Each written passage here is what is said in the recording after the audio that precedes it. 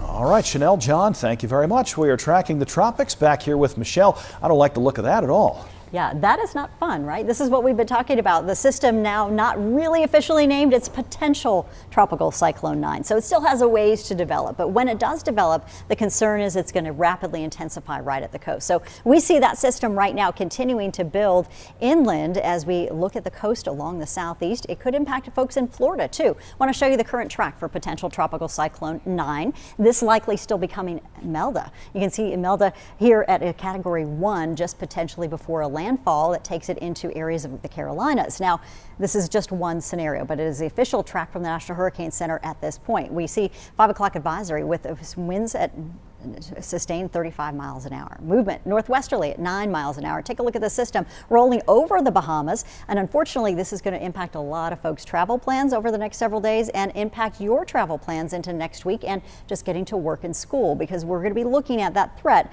It could bring in wind and rain. Potential impact, it's looking like for Charleston, anywhere from there. And you see the wide cone that encompasses all the way up through Wilmington. So there's still a broad area and a cone of uncertainty as well that we'll talk about those potential impacts. You're looking right now also at a powerful category major hurricane. We're talking about Humberto. This is just sliding just to the east, a few hundred miles of where we have the system known as potential tropical cyclone 9. It's going to likely curve around Bermuda, but have some pretty big impacts for folks there because it's going to be in the northeastern quadrant of the storm.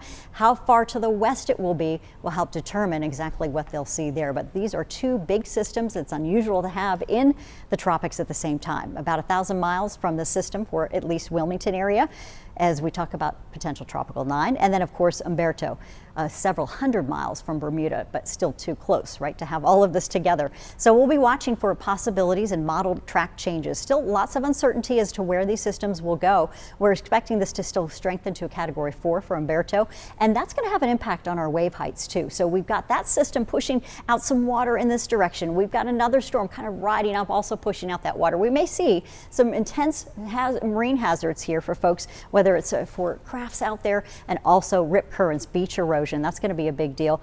And only a couple of models suggesting that it could go out to sea. We would favor that one, but right now the National Hurricane Center does take this into the Carolinas by next week. A possibility that we'll see North Carolina impacts as wind and heavy rain. So what we can do right now to prepare is that we are watching those models very carefully. But the timing, this is important, Monday through Thursday for North Carolina, and how much rainfall will help determine exactly where that makes landfall. If it's a little bit farther north and moves inland over the Triad, for instance, we could see more rain right overhead. We could also see heavier rainfall for folks in Asheville and points south in the mountains if it's farther south.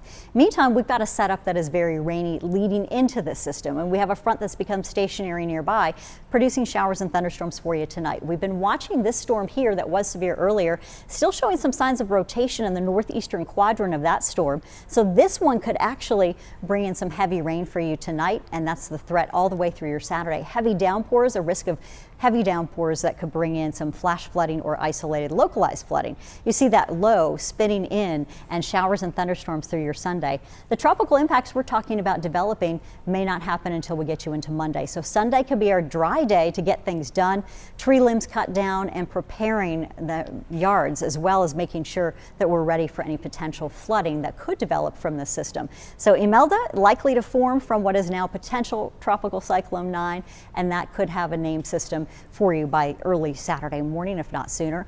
And too soon to really know the exact track, but right now the National Hurricane Center takes us inland close to the North Carolina coast and over South Carolina at this point. I want to show you the potential wind gust forecast too for you. You see these two systems just spinning right near each other. Possibility we may get some opportunity to see that Fujiwara effect as we have some spinning going on as they're pretty close in intensity. This could impact their intensities and their track, but we also have an upper low that's going to help to steer, we believe, what will be Imelda inland.